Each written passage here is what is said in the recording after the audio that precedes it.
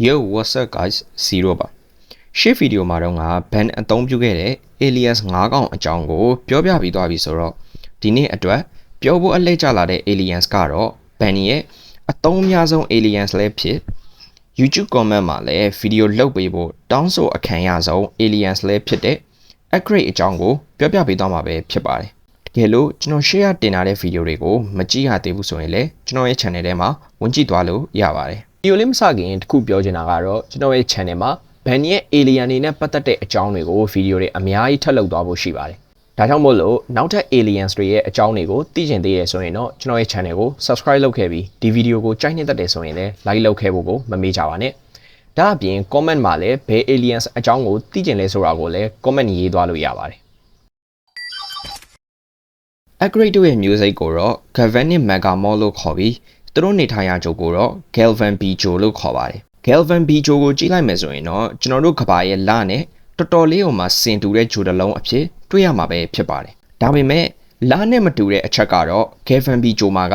နေ့တွေညတွေအလင်းတွေအမှောင်တွေနဲ့ပတ်ဝန်းကျင်မှာလည်း atmosphere လို့ခေါ်တဲ့လေထုလုံးဝမရှိတဲ့စွန့်ပစ်ထားတဲ့ဂျိုတစ်လုံးပဲဖြစ်ပါတယ် Galvanic Megamod တွေကတဘာဝအတိုင်းဖြစ်ပေါ်လာတဲ့သက်ရှိ alien မျိုးစိတ်တွေမဟုတ်ကြပါဘူးဘန်ဝစ်စင်အသုံးပြုနေတဲ့ Omnitrix ကိုတီထွင်ခဲ့တဲ့ Asmat ဟာ Galvan Bijo ကိုသက်ရှိတွေနေထိုင်လို့ရအောင် terraforming လုပ်ဖို့စ조사ခဲ့ပါတယ်။သူဟာ Helix လို့ခေါ်တဲ့အစွမ်းတက်ဆက်ပစ္စည်းတစ်ခုကိုသုံးပြီးတော့ဂျိုရဲ့မျက်နှာပြင်ကိုပြုပြင်ပြောင်းလဲဖို့လှုံ့ဆော်ခဲ့တာပဲဖြစ်ပါတယ်။ဒါပေမဲ့အဲ့ဒီဆက်ကထွက်လာတဲ့စွမ်းရည်တွေဟာဂျိုပေါ်မှာရှိနေတဲ့တတုဓာတ်တွေနာနိုင်လို့ခေါ်တဲ့နာနိုစက်ရုပ်လေးတွေနဲ့ပေါင်းစပ်သွားပြီး Sentient လို့ခေါ်တဲ့အသိဉာဏ်ရှိတဲ့သက်ရှိတွေအဖြစ်မတော်တဆအသက်ဝင်လာခဲ့တာပဲဖြစ်ပါတယ် Galvanic Megamod တွေအသက်ဝင်လာပြီးတဲ့နောက်မှာသူတို့ဟ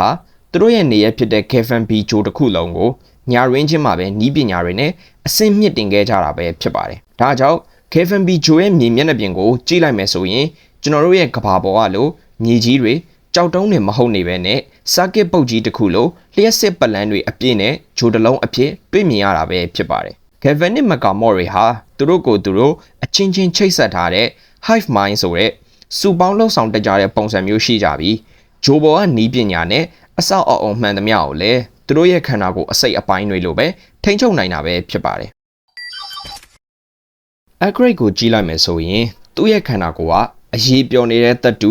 ဒါမှမဟုတ် jelly လိုမျိုးပျော့ပြောင်းတဲ့ပုံစံမျိုးနဲ့တွေ့ရတာပဲဖြစ်ပါတယ်ဒါကြောင့် accurate ကဘလို့ပုံသဏ္ဍာန်မျိုးကိုမဆိုအလွယ်တကူပြောင်းလဲနိုင်တဲ့အပြင်ကိုမှအရန်ကိုမှကျင်းမြောင်းတဲ့နေရာတွေခြားတဲ့ကနေအောင်ဖြတ်တန်းသွားလာနိုင်တာပဲဖြစ်ပါတယ်တကယ်တော့ accurate ရဲ့ခန္ဓာကိုယ်တစ်ခုလုံးကိုနာနိုင်လို့ခေါ်တဲ့အင်မတန်မှသိငယ်တဲ့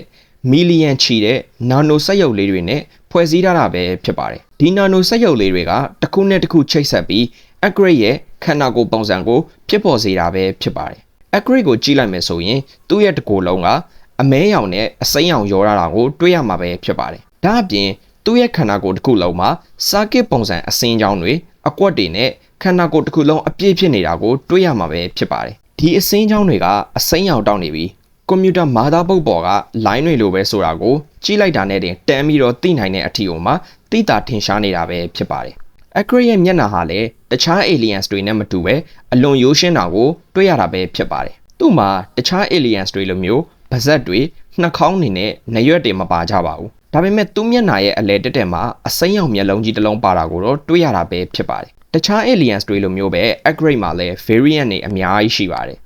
အဲဒီကနေမှတချို့ variants တွေကိုပြောပြပေးသွားမှာပဲဖြစ်ပါတယ်ပထမဆုံးတစ်ခုကတော့ ban ရဲ့ variant မဟုတ်ပဲ Galvanic Megamod မျိုးကွဲတစ်ကောင်အကြောင်းကိုပြောပြပေးချင်တာပဲဖြစ်ပါတယ်အဲ့ဒါကတော့ Malware လို့ခေါ်တဲ့ပုံမှန်မြင်တွေ့နေကြအစိမ်းရောင်မဟုတ်ပဲအနီရောင်အနေနဲ့တွေ့မြင်ရမယ် variants တစ်ကောင်ပဲဖြစ်ပါတယ် Malware ဟာလည်း accurate တို့လိုပဲ Asmat ဖန်တီးခဲ့တဲ့ Galvanic Megamod တစ်ကောင်ပဲဖြစ်ပါတယ်ဒါပေမဲ့သူဟာတခြား Galvanic Megamod တွေနဲ့မတူပဲ incomplete form မပြည့်စုံတဲ့ပုံစံနဲ့မွေးဖွားလာခဲ့တာပဲဖြစ်ပါတယ် Malware ဟာမွေးကလေးကသူ့ရဲ့တည်ငြိမ်မှုမရှိတဲ့ခန္ဓာကိုယ်ကြောင့်နာကျင်မှုကိုအမြဲခံစားနေရတာပဲဖြစ်ပါတယ် Asmat ကသူ့ကိုကုသပေးဖို့စ조사ခဲ့ပေမဲ့ Malware ကတော့ Asmat ဟာသူ့ကိုအချိန်ဆွဲနေတယ်သူ့ကို accurate မလုပ်ပေးခြင်းဘူးလို့အထင်လွဲပြီးတော့ Asmat ကိုရန်ညိုးဖွဲ့ခဲ့တာပဲဖြစ်ပါတယ်သူ့ရဲ့နာမည် Malware ဆိုတာကလည်းကွန်ပျူတာတွေကိုဖျက်ဆီးတဲ့ virus လိုမျိုးသူကလည်းအရာရာကိုဖျက်ဆီးမဲ့သူဖြစ်ကြောင်းကိုကိုစားပြုလာတာပဲဖြစ်ပါတယ် Melware ဟာတခြား Galvanic Megamore နဲ့မတူပဲထူးခြားတဲ့ ability တွေရှိပါတယ်။ Galvanic Megamore ကစက်ပစ္စည်းတွေကိုခဏတာပူးကပ်ပြီးတော့ပို့ပြီးတော့ကောင်းမွန်အောင်လုပ်ပေးနိုင်တာပဲဖြစ်ပါတယ်။ဒါပေမဲ့ Melware ကတော့စက်ပစ္စည်းတွေကိုဝါးမျိုးပစ်ပြီး absorb ဆိုတဲ့စုပ်ယူခြင်းနဲ့အဲ့ဒီနည်းပညာကိုသူ့ရဲ့ခန္ဓာကိုယ်ထဲမှာအမြဲတမ်းပေါင်းစပ်ပစ်လိုက်တာပဲဖြစ်ပါတယ်။ Melware ဟာနည်းပညာတွေကိုဝါးမျိုးလေးပိုတန်မာလာလေးဖြစ်ပြီးအဝေးပြစ်အမြောက်တွေလက်နက်တွေကိုသူ့ရဲ့ခန္ဓာကိုယ်ကနေပြီးတော့ထုတ်လုပ်နိုင်စွမ်းရှိတာပဲဖြစ်ပါတယ်။ဒုတိယတစ်ခုကလည်း Bunny ရဲ့ variance မဟုတ်ပါဘူး။နောက်ထပ် Galvanic Megamore variance တစ်ကောင်အကြောင်းကိုထပ်ပြီးတော့ပြောပြပေးသွားမှာပဲဖြစ်ပါတယ်။အဲ့ဒါကတော့ ship လို့ခေါ်တဲ့ variance ဖြစ်ပါတယ်။ ship ကိုတော့ Bantam Alien Force ထဲမှာစာပြီးတွေ့ခဲ့ရတာပဲဖြစ်ပါတယ်။ ship ဟာ upgrade လို့ပဲ Galvanic Megamore မျိုးနွယ်ဖြစ်ပေမဲ့သူ့မှာထူးခြားချက်တွေလည်းအများကြီးပဲရှိပါတယ်။ ship ကို Puzzle လို့ခေါ်တဲ့ Megamore တယောက်ကဖန်တီးခဲ့တာဖြစ်ပြီးအခြေအနေအရဘန်ရဲ့ရေးသားဖြစ်တဲ့ဂျူလီနဲ့တန်ရောစင်တွေ့သွားပြီးတော့ဂျူလီရဲ့အိမ်မွေးတိရစ္ဆာန်လေးဖြစ်လာခဲ့တာပဲဖြစ်ပါတယ်။ ship က upgrade လို့လူပုံစံမဟုတ်ပဲနဲ့အိမ်မွေးခွေးပေါက်လေးတစ်ကောင်ပုံစံလိုမျိုးဖြစ်နေတာကိုလည်းတွေ့ရမှာပဲဖြစ်ပါတယ်။နောက်တစ်ခုအနေနဲ့ကတော့ Ben ရဲ့ alternate universe တွေက Ben 23ရဲ့ upgrade အကြောင်းပဲဖြစ်ပါတယ်။ Ben 23ကတော့ upgrade လို့မခေါ်တော့ဘဲနဲ့ Techno Bubble ဆိုပြီးတော့နာမည်ပြောင်းခေါ်ထားတာပဲဖြစ်ပါတယ်။ Ben 23ဟာနာမည်ပေးတဲ့နေရာမှာကျွန်တော်တို့သိတဲ့ Ben နဲ့လုံးဝမတူပါဘူး။သူက upgrade ဆိုတဲ့နာမည်ကရိုးလုံးနယ်လို့ယူဆတဲ့အတွက်ပိုပြီးလူငယ်ဆန်စေတဲ့ Techno Bubble ဆိုတဲ့နာမည်ကိုပေးခဲ့တာပဲဖြစ်ပါတယ်။အဓိကထူးခြားချက်ကတော့ကျွန်တော်တို့ပုံမှန်တွေ့နေကြအစိမ်းရောင်မဟုတ်တော့ဘဲနဲ့အပြာရောင်ကိုအဓိကထားပြီးအသုံးပြုထားတာပဲဖြစ်ပါတယ်။ Okay ဒါကတော့ upgrade ရဲ့ variance တချို့ကိုပြောပြပေးခဲ့တာဖြစ်ပြီးတော့နောက်ထပ် variance တွေကိုတော့ကျွန်တော်ဒီမှာပုံနဲ့တကွပြပေးထားပါတယ်။ upgrade မှာ variance တွေများသလိုပဲ ability တွေကလည်းအများကြီးကိုမှအများကြီးပဲရှိတာဖြစ်ပါတယ်။ထုံးစံအတိုင်းကတော့ super strength, speed, durability နဲ့ reflex တို့ရှိပြီးတော့တခြား aliens တွေလိုမျိုးပဲအဲ့ဒီ ability တွေကိုကျွမ်းကျွမ်းကျင်ကျင်အသုံးပြုနိုင်တာပဲဖြစ်ပါတယ်။ upgrade တို့ရဲ့မျိုးစိတ်ဖြစ်တဲ့ Galvanic Megamore တွေအဓိကထားပြီးအသုံးပြုတဲ့ ability တွေကတော့ technokinesis ဒါမှမဟုတ် machine enhancement လို့ခေါ်တဲ့သူတို့ရဲ့ခန္ဓာကိုယ်ကိုစက်ပစ္စည်းတွေနဲ့ပေါင်းလိုက်ပြီးတော့ပို့ပြီးတော့နည်းပညာအဆင့်မြင့်တဲ့စက်ပစ္စည်းတစ်ခုအဖြစ်ပြောင်းပေးနိုင်တဲ့ ability ပဲဖြစ်ပါတယ်။ဒါအပြင် hijacking လို့ခေါ်တဲ့ဘယ်စက်ပစ္စည်းတွေကိုမဆိုဝင်ရောက်နိုင်ပြီးတော့အဲ့ဒီစက်ပစ္စည်းတွေကိုသူကြိုက်တယ်လို့ထိန်းချုပ်နိုင်တဲ့ ability armor shield လို့ခေါ်ပြီးတော့ upgrade ပူကတ်လိုက်တဲ့ဘယ်သူကိုမဆိုရုပ်ပိုင်းဆိုင်ရာထိခိုက်မှုတွေကနေကာကွယ်ပေးနိုင်တဲ့ ability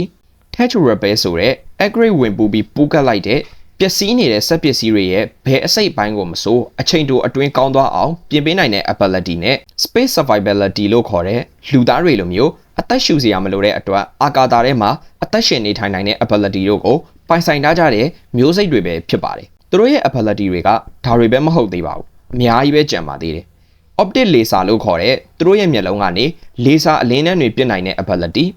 body alteration ဒါမှမဟုတ် shape shifting လို့ခေါ်တဲ့ခန္ဓာကိုယ်ရဲ့ဘယ်အစိတ်အပိုင်းကိုမဆိုကြိုက်တယ်လို့ပုံစံပြောင်းလဲနိုင်တဲ့ ability elasticity လို့ခေါ်တဲ့တရေခွင်းကိုဆွဲဆန့်တယ်လို့မျိုးပဲ upgrade ရဲ့ခန္ဓာကိုယ်ဘယ်အစိတ်အပိုင်းကိုမဆိုကြိုက်တယ်လို့ဆွဲဆန့်နိုင်တဲ့ ability နဲ့